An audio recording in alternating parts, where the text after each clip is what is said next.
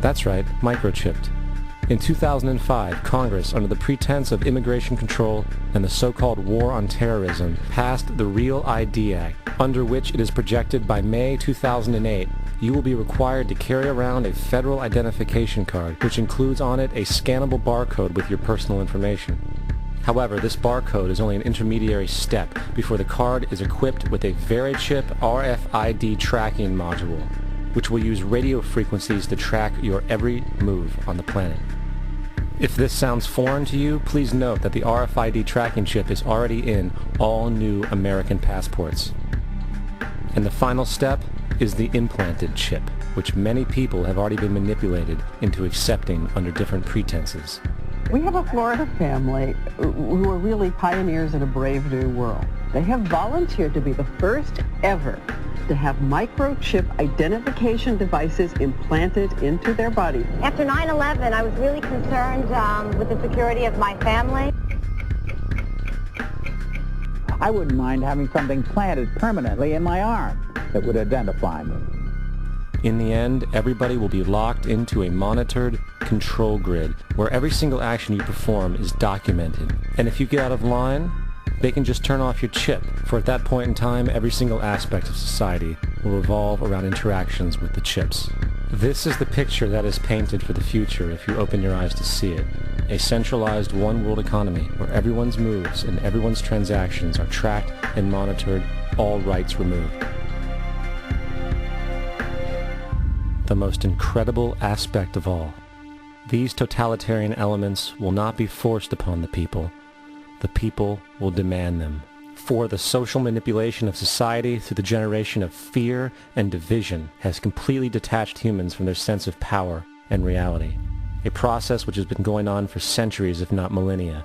Religion, patriotism, race, wealth, class, and every other form of arbitrary, separatist identification and thus conceit has served to create a controlled population, utterly malleable in the hands of the few.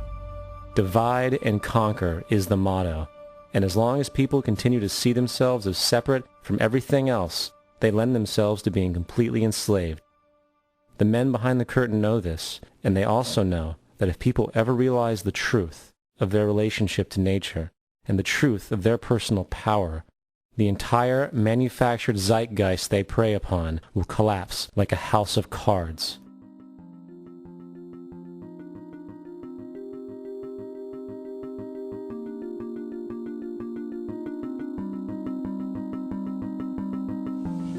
The whole system that we live in drills into us that we're powerless, that we're weak, that our society is evil, that it's crime-ridden, etc., and so forth. It's all a big, fat lie. We are powerful, beautiful, extraordinary. There is no reason why we cannot understand who we truly are, where we are going. There is no reason why the average individual cannot be fully empowered. We are incredibly powerful beings. You know, I think I spent 30 years of my life, in the first 30, trying to become something. I wanted to become good at things. I wanted to become good at tennis. I wanted to become good at school and grades and everything I kind of viewed in that perspective. I'm not okay the way I am, but if I got good at things, I realized that I had the game wrong. The game was to find out what I already was. Find out what I already was.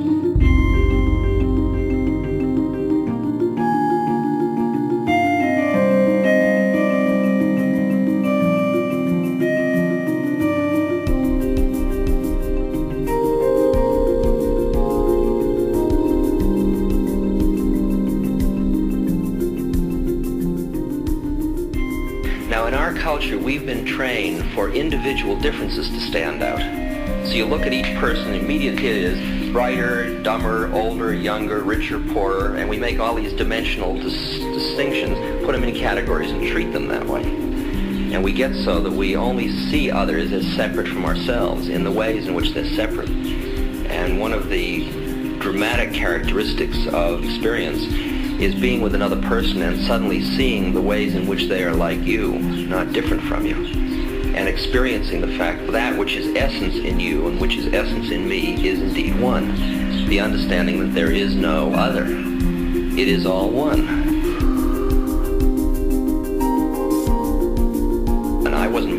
Richard Albert. I was just born as a human being, and then I learned this whole business of who I am and whether I'm good or bad or achieving or not. All that's learned along the way.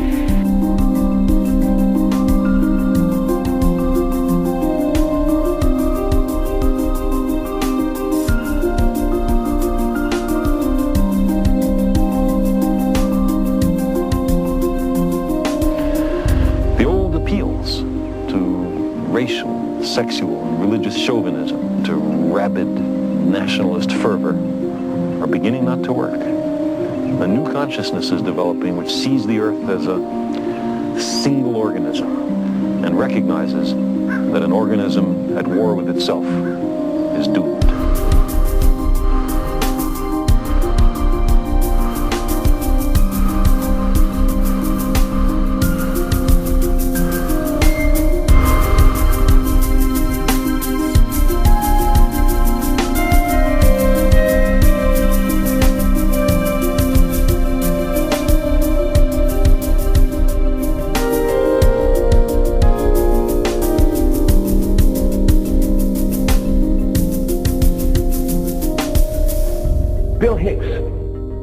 Finish his shows with this.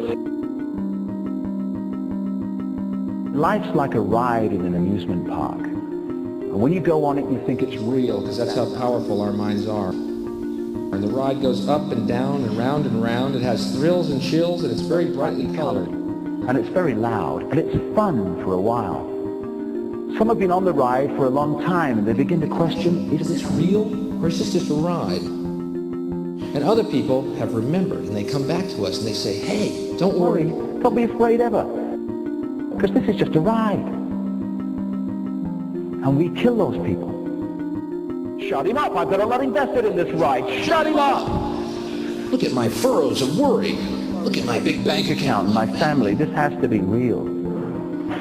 It's just a ride. But we'll kill those good guys who try and tell us that. You ever notice that? And let the demons run amok? But it doesn't matter, because it's just a ride, and we can change it anytime we want. It's only a choice. No effort, no work, no job, no savings of money. Just a choice right now between fear and love.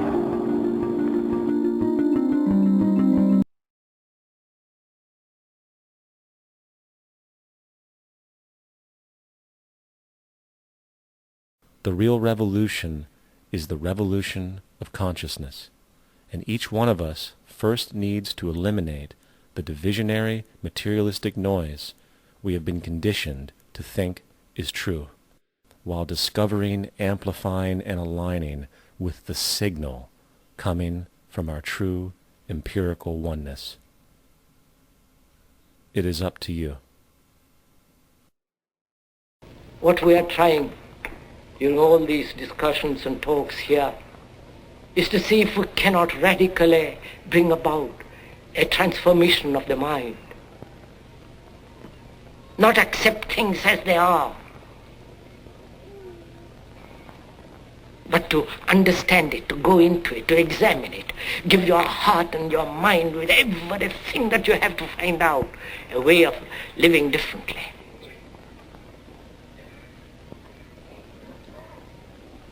But that depends on you and not somebody else. Because in this there is no teacher, no pupil, there is no leader, there is no guru, there is no master, no savior. You yourself are the teacher and the pupil, you are the master, you are the guru, you are the leader. You are everything. And to understand is to transform what is.